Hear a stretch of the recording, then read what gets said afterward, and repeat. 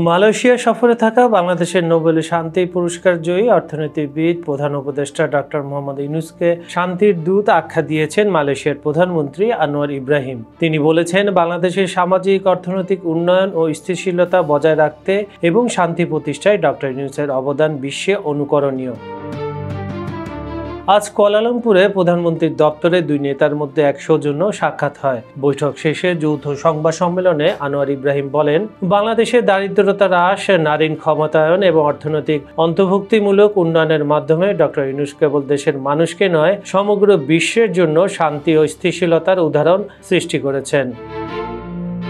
তিনি আরও উল্লেখ করেন, মাইক্রো ক্রেডিট মডেলের মাধ্যমে গ্রামীণ অর্থনীতি শক্তিশালী করা এবং প্রান্তিক জনগোষ্ঠীর স্বাবলম্বিতা নিশ্চিত করা সরাসরি সামাজিক শান্তি ও স্থিতি আনতে সাহায্য করেছে।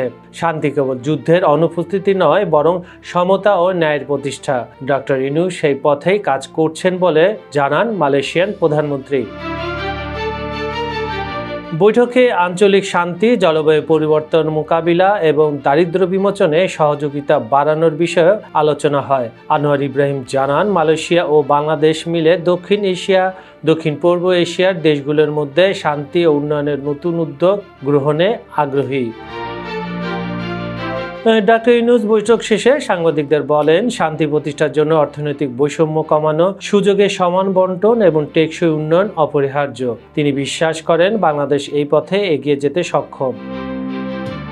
এর আগে ডক্টর ইউনূসকে মালয়েশিয়ার পার্লামেন্টে আমন্ত্রণ জানানো হয় এবং তাকে সম্মানসূচক নাগরিক সংবর্ধনা দেওয়া হয়। মালয়েশিয়ার রাজনৈতিক ও ব্যবসায়িক মহল তার কর্মকাণ্ডের প্রশংসা করে জানায়, তার মডেল কেবল উন্নয়ন অর্থনীতির নয়, শান্তি প্রতিষ্ঠার কার্যকর হাতিয়ার।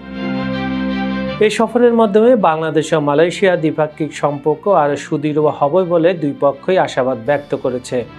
কাজল হায়দার, খবর সংযোগ।